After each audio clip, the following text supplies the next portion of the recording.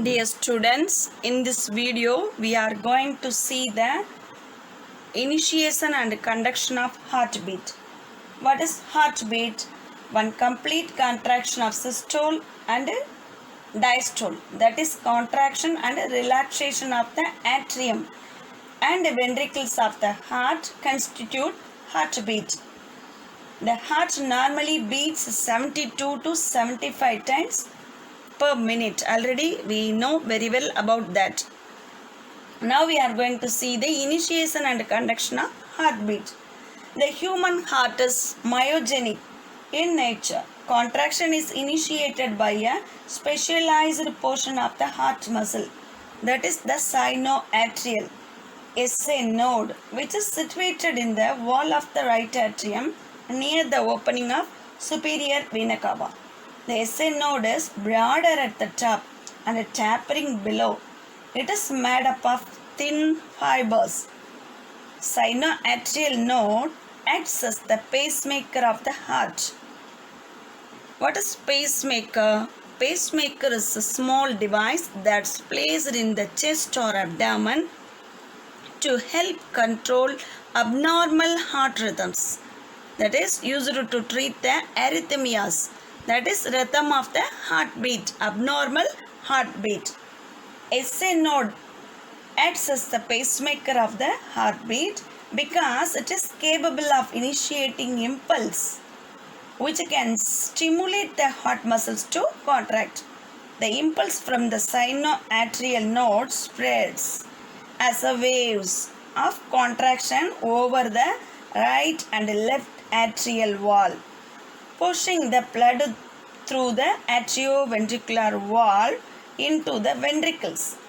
The wave of contraction from SA node reaches the atrioventricular, that is AV node, which is stimulated to emit an impulse contraction spreading to the ventricular muscles via the atrioventricular bundle and the Purkinje fibers.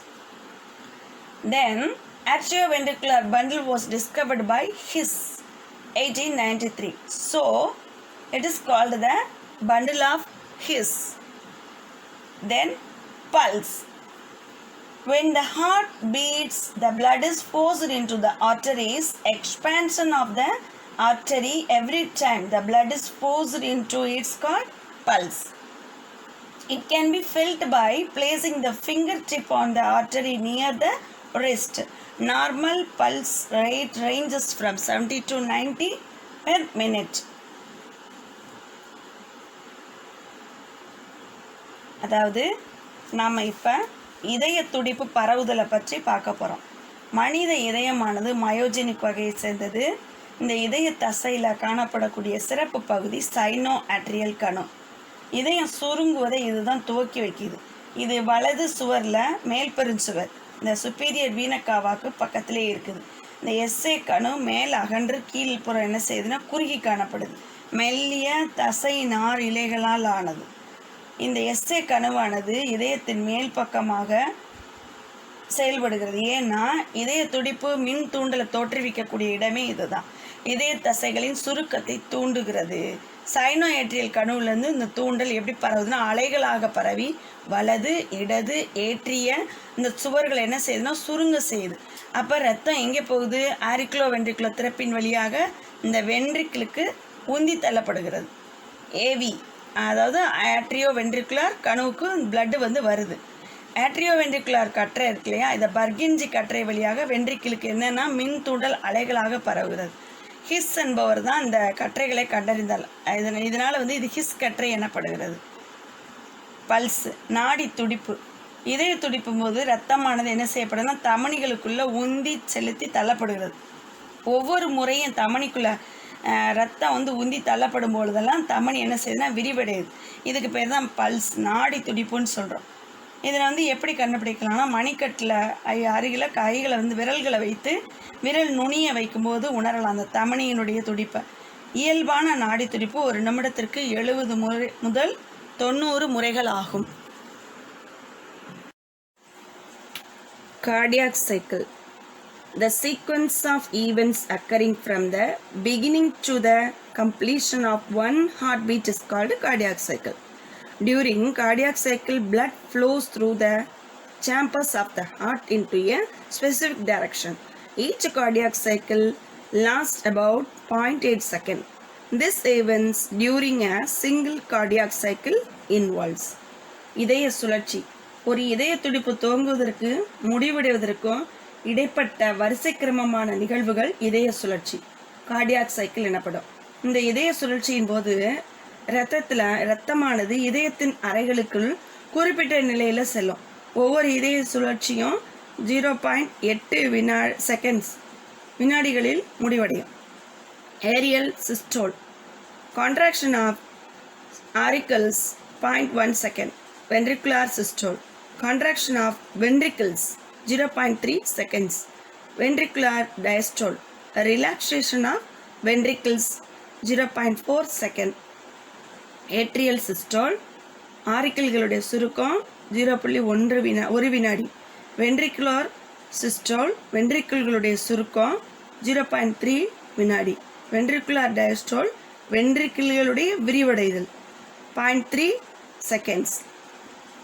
Heart sound, the rhythmic closure and opening of the valves cause the sound of the heart. The first sound, lub, is the longer duration and is prolonged at closure of the tricuspid and bicuspid valves after the beginning of the ventricular systole. The second tub is the shorter duration and produced by the closure of the semilunar valves at the end of the ventricular systole. இதய ஒளியானது இதய வால்வுகள் சீரான முறையில் திறந்து மூடணும். முதல் ஒளி லப்பு, அது நீண்ட நேரத்திற்கு ஒலிக்கும். அது எப்படி கேட்கும்னா வென்ட்ரிகுலர் சிஸ்டோலுடைய ஆரம்ப நிலை, அதாவது மூவிதல் வாழ்வு இருக்குதுல்ல, அந்த மூவிதல் வாழ்வு மூடுவதால் ஏற்படக்கூடிய ஒளி. ட்ரைகஸ்பிடோடைய க்ளோசர். இரண்டாவது ஒளியான டப், இந்த சத்தம் குறுகிய ஒலிக்கும். இவ்வொலியானது வென்ட்ரிகுலர் சிஸ்டோலில் முடியுது. அரைச்சந்திர வாழ்வு மூடுவதால் ஏற்படுகிறது. Blood pressure. Blood pressure is the force of exerted during the flow of the blood against the lateral walls of the arteries. The blood pressure is high in the arteries, gradually drops in the arterioles and capillaries and become very low in the veins. இரத்த அழுத்தம். தமனி வழியாக ரத்தம் ஓடும்போது அந்த தமனிகளில் பக்கவாட்டு சுவரில் ரத்தம் ஏற்படுத்தக்கூடிய அழுத்தம் தான் இந்த இரத்த அழுத்தம் எனப்படும். இரத்த அழுத்தமானது தமனிகள் அதிகரித்து ஆர்டியோல் வழியாக தந்துகளை கொஞ்சம் கொஞ்சமாக குறையுது. இந்த மிக குறைவான ரத்தம் எங்கே காணப்படும்னா சிரையில் காணப்படும். Then blood pressure is usually expressed in terms of the systolic pressure and diastolic pressure. Systolic pressure during ventricular systole. The left ventricle contracts and from blood to the aorta, the blood pressure rises into peak, which is referred to the systolic pressure. Diastolic pressure. During the diastole, the ventricles relax and the pressure falls to the lower value, which is referred to the diastolic pressure. In healthy adults during the resting condition, systolic and diastolic pressure is expressed as 120 mm per 80 mm Hg. Blood pressure varies during the conditions of physical exercise, anxiety, emotions, stress and sleep. A prolonged or a contrast elevation of the blood pressure is a condition known as the hypertension. High blood pressure can increase the risk of heart attack and stroke. Decrease the blood pressure is termed hypertension. Hypertension, that is low blood pressure. First one is hypertension, second one is hypotension. பொதுவாக இரத்த அழுத்தமானது systolic அழுத்தம் மற்றும் diastolic அழுத்தம் என குறிப்பிடப்படுகிறது. இப்போ systolic அழுத்தம்னு எடுத்துக்கிட்டோம்னா வென்ட்ரிகுலர் சிஸ்டோல் நிகழ்வுகள் என்ன செய்யுதுன்னா இடது வென்ட்ரிக்கிள் சுருங்குவதால் இரத்தம் பெருந்தமனிக்குள் மிக வேகமாக செலுத்தப்படுகிறது. இதுதான் சிஸ்டோலிக்கு இரத்த அழுத்தம். இந்த நிகழ்வின் போது ஏற்படக்கூடிய மிக அழுத்தம் சிஸ்டோலிக் அழுத்தம் எனப்படும். டயஸ்ட்ரோலிக் அழுத்தம், டயஸ்ட்ரோலிக் ப்ரெஷர். டயஸ்ட்ரோல் நிகழ்வுகள் போது இடது வென்ட்ரிக்கிள் விரிவடைவதன் காரணமாக அழுத்தம் குறையுது. இந்த குறை அழுத்தம் தான் டயஸ்ட்ரோலிக் அழுத்தம் எனப்படும். ஒரு ஹெல்தி பர்சனில் எடுத்துக்கிட்டோம்னா 120 millimetre HG per 80 millimetre per HG தான் அது நார்மல் சிஸ்டோல் மற்றும் டயஸ்ட்ரோலிக் அழுத்தமான அளவாக கருதப்படுகிறது. உடற்பயிற்சி செய்யும்போது, கவலையாக இருக்கும்போது, உணர்ச்சி வசப்படும் பொழுது, மன அழுத்தத்தின் போது, ஸ்லீப்பிங் உறக்க நிலையில் காணப்படும் போது இந்த அளவானது மாறுபடுகிறது. தொடர்ந்து அல்லது அடிக்கடி இரத்த அழுத்தம் அதிகமானுச்சுன்னா அதுக்கு பேர் ஹைப்பர் டென்ஷன். அதே ஹைப்பர் டென்ஷன் அதிகரிக்கும் போது இதய நோய்கள், பக்கவாதம் போன்ற நோய் உண்டா காரணமாயிருது. குறைவான இரத்த அழுத்த நிலை காணப்படுவதற்கு பேர் ஹைப்போ டென்ஷன், குறை இரத்த அழுத்தம் எனப்படும். Next we are going to see the stethoscope. Stethoscope is used to detect the sound produced by the internal organs of the human body. The heart sound is heard by placing the stethoscope on the chest. It is useful diagnostic tool to identify and localize the health problems and diagnose the disease. The modern electronic stethoscope are high pressurized instruments. நம்ம இப்போ பார்க்குறது stethoscope. இது மனித உடலில் உள்ளுறுப்புகள் ஏற்படுத்தக்கூடிய ஒலியை கண்டறிவதற்கு இந்த ஸ்டெதஸ்கோப்பானது பயன்படுகிறது. இந்த ஸ்டெதஸ்கோப் இதயத்தின் ஒலியை கண்டறியுது. ஒரு குறிப்பிட்ட இடத்துல பிரச்சனை இருக்குது நம்ம பாடியில் அப்படின்னா அதை டயக்னோஸ்ட் பண்ணவும் இது பயனுள்ளதாக இருக்குது. இப்போ உள்ள இந்த எலக்ட்ரானிக் ஸ்டெதஸ்கோப் எப்படி இருக்குதுன்னா ஹை ப்ரிசனைஸ்டு இன்ஸ்ட்ருமெண்ட், அதாவது நவீன சாதனம். இது மிக துல்லியமாக நோய்களை டயக்னோஸ்ட் பண்ண கண்டறிய பயன்படுகிறது. இந்த ஸ்டெதஸ்கோப்பை கேட்கும் பகுதி குழல், அடுத்து உணர்திறன் பகுதி, தண்டு பகுதி, உணர்திறன் பகுதி, 2 பகுதி இருக்குதுங்க. அடுத்து கேட்கும் குழல், இது குழல், இது கேட்கும் பகுதி. இதுதான் இதனுடைய பிரிவுகள். Next is Speakman manometer. Speakman manometer is a clinical instrument used to measure the blood pressure. When a person is in a relaxed and resting condition, the pressure of the brachial artery is measured. It helps to estimate the state of blood circulation and the working of the heart. It helps to diagnose the conditions such as increased or decreased blood pressure. Monometric and modern digital types are the apparatus used to measure the blood pressure. This one is monometric and this one is digital. These are the types of blood pressure apparatus. Speakman manometer, இரத்த அழுத்தத்தை கண்டறிய உதவக்கூடிய மருத்துவ உபகரணம் தான் இந்த ஸ்பிக்மன் manometer. இதை பயன்படுத்தி நம்ம மனிதனுடைய மேற்கர தமனி அழுத்தம் இருக்குது இல்லையா, அதை கண்டுபிடிக்கலாம். ரிலாக்ஸ்டு அண்டு ரெஸ்டிங் கண்டிஷன், ஒரு மனிதன் ஓய்வாக இருக்கக்கூடிய நிலை அல்லது இந்த ஏதாவது வேலை செய்யக்கூடிய நிலை.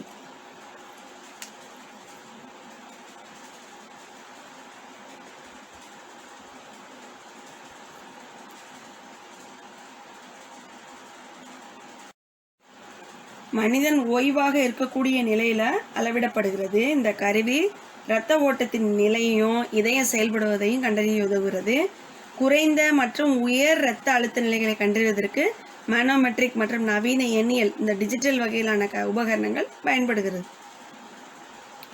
Blood groups.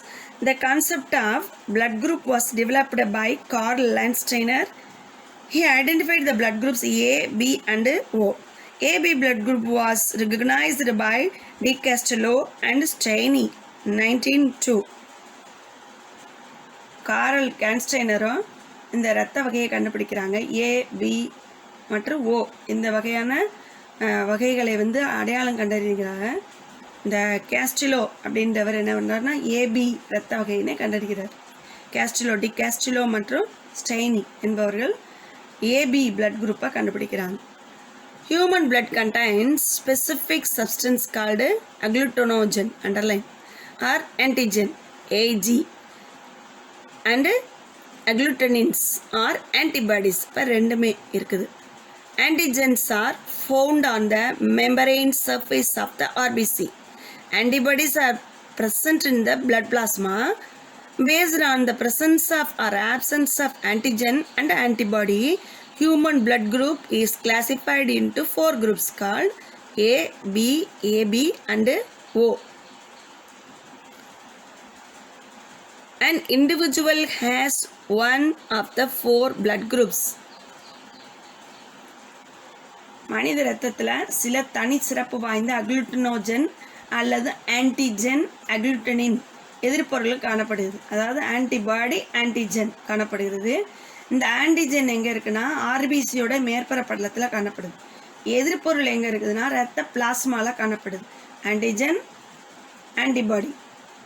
ஆன்டிஜன் மற்றும் ஆன்டிபாடி இருக்கிறத பொறுத்து தான் மனித இரத்தத்தினை ஏ, பி, ஏபி மற்றும் ஓ என 4 வகைகளாக பிரிக்கலாம். ஏதாவது ஒரு பிளட் குரூப் ஒரு மனிதனை சார்ந்திருக்கும்.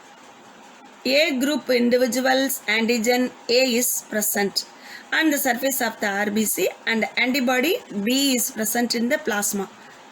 B blood group individuals antigen B is present on the surface of the RBC and antibody A is present in the plasma. AB group individuals antigens A and B are present on the surface of RBC and both the antibodies are present in the plasma. O group individuals antigen A or B are absent on the surface of the RBC. However, the plasma contains both the antibody and A and B. Anti A and B. எதிர்பொருளானது பிளாஸ்மாவில் காணப்படுது. ஏற்கனவே நம்ம பார்த்துருக்கோம். ஏ வகை antigen எடுத்துக்கிட்டோம்னா ஆர்பிசியோட மேற்பரப்பில் இருக்கும். அதில் antibody B இருக்கும் இரத்த பிளாஸ்மாவில். அடுத்து பி வகைன்னு எடுத்துக்கிட்டோம்னா ஆன்டிஜன் பி ஆர்பிசியோட மேற்பரப்பில் இருக்கும். ஆன்டிபாடி ஏ இரத்த பிளாஸ்மாவில் காணப்படும். ஏபி வகைன்னு எடுத்துட்டோம்னா ஆன்டிஜன் ஏ மற்றும் பி ஆர்பிசியோட மேற்பரப்பில் இருக்கும். அதற்கான ஆன்டிபாடி பிளாஸ்மாவில் இருக்காது. அடுத்து ஓ வகைன்னு எடுத்துட்டோம்னா ஆன்டிஜன் ஏ மற்றும் பி ஆர்பிசியோட மேற்பரப்பில் இருக்காது. ஆனால் இதில் ஆன்டிபாடி ஏ மற்றும் பி எங்கே இருக்கும்னா பிளாஸ்மாவில் இருக்கும். தென் blood donation. In blood transfusion, one must consider the antigen and antibody compatibility, that is matching, between the donor and the person receiving the blood recipient. When an individual receives a mismatched blood group from the donor, agglutination, underline, clumping or blood occurs in the body which leads to the death. Persons with AB blood group is called a universal recipient, as they can receive the blood from the persons with any blood group. Persons O blood group are called a universal donor, as they can donate the blood to persons with any blood group. ரத்தம் வழங்குறது, blood donate பண்ணுறது. இதை எடுத்துட்டோம்னா ரத்தம் செலுத்துவதற்கு முன்னாடி ரத்தம் கொடுக்குறவங்க ரத்தம் வாங்குறவங்க 2 பேருக்கு இடையே உள்ள பொருத்தம், அந்த மேட்ச் எப்படி இருக்குன்றத கருத்தில் கொள்ளணும். இப்போ பொருத்தமில்லாத ஒரு இரத்த வகையை ஒருத்தருக்கு கொடுத்துட்டோம் அப்படின்னா என்ன ஏற்படும்னா கிளம்பிங் ஆர் அக்ளூட்டினேஷன், திரட்சி, இரத்த திரட்சி ஏற்பட்டு அது எதுக்கு வழிவகுக்கும்னா இறப்பிற்கு வழிவகுக்கும். இப்போ ஏபி இருக்காங்கல்ல, அவங்கள என்ன சொல்லணும்னா ரத்தம் பெறுவோர் வகை. இவங்க எல்லா வகை இரத்தத்தையும் ஏற்றுக்கொள்வர். ஓ வகையை எடுத்துக்கிட்டோம்னா இவங்க இரத்த கொடையாளி. அவங்க அனைத்து வகை பிரிவினருக்கும் ரத்தத்தை என்ன செய்வாங்கன்னா கொடுப்பாங்க. இதெல்லாம் நம்ம ஏற்கனவே ஆன்லைன் கிளாஸில் மிக தெளிவாக பார்த்துருக்குறோம். Next, RH factor. RH factor was discovered by Landsteiner and Wiener in 1940 in rhesus monkey. The surface of RBC contains the antigen for RH factor.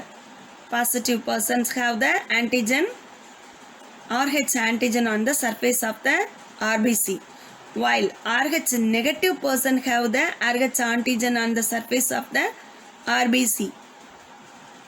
RH காரணி இந்த ரீசஸின குரங்குடைய ரத்தத்தை முயலில் செலுத்தி ஆன்டிபாடியை எப்படி உற்பத்தி பண்ணுதுன்றதை வைத்து லாண்ட்ஸ்டைனர் மற்றும் வெயினர் கண்டுபிடிச்சிருக்கிறாங்க. இதில் என்னென்னா எதிர்பொருள் எதிர்காரணி,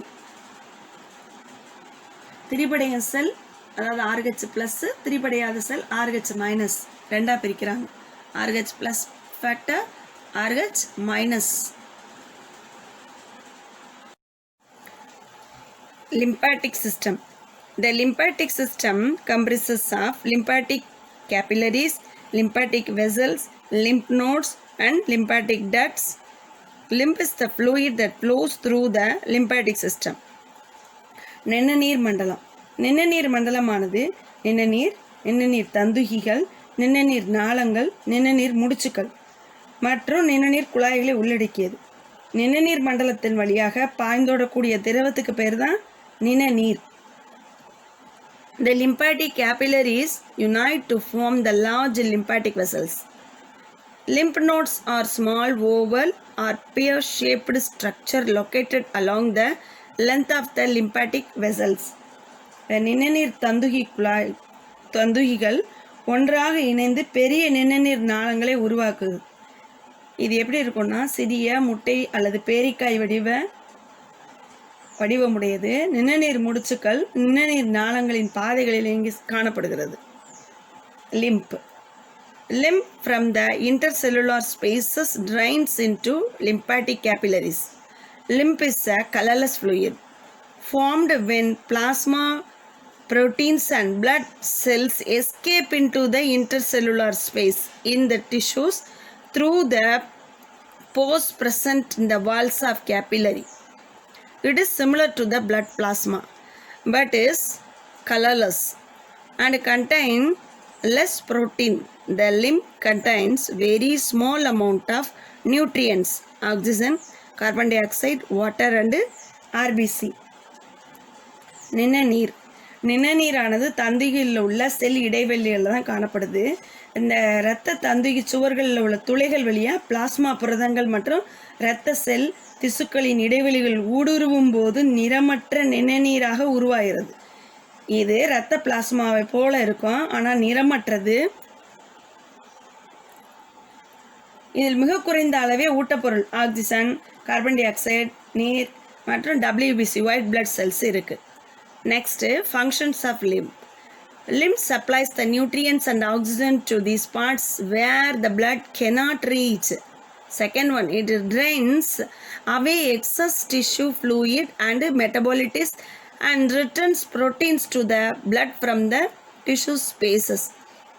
Third one, the lymph also carries absorbed fat from the small intestine to the blood. The lymphatic capillaries of the intestinal with absorbed digested fats. Last one, the lymphocytes in the lymph defined the body from the infection. நிணநீர் மண்டலத்துடைய வேலைகள். First என்னென்னா, ரத்தம் எடுத்து செல்ல இயலாத பகுதிகளுக்கு ஊட்டப்பொருள்களையும் மற்ற ஆக்சிஜனையும் வழங்குகிறது.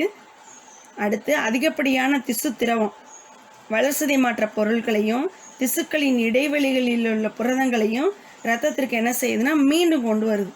அடுத்து, சிறுகுடலில் உறிஞ்சப்பட்ட கொழுப்பு இருக்குல்ல, டைஜஸ்டட் ஃபேட்டு, அதை குடல் உறிஞ்சிகளில் காணப்படக்கூடிய நிணநீர் தந்துகள் செரிக்கப்பட்ட கொழுப்புன்னு என்ன செய்யுதுன்னா உறிஞ்சுது. நிணநீரில் உள்ள லிப்போசைட்டுகள் அது உடலை எப்படி பாதுகாக்குதுன்னா நோயிலிருந்து நோய் தடுப்பாற்றலாக பயன்படுகிறது, பாதுகாக்கிறது. Dear students, in this lesson we have the 4 parts. You must see all the parts of this lesson, all the videos of this lesson and study the book back questions. You have to attend the unit 14 test also. Thank you.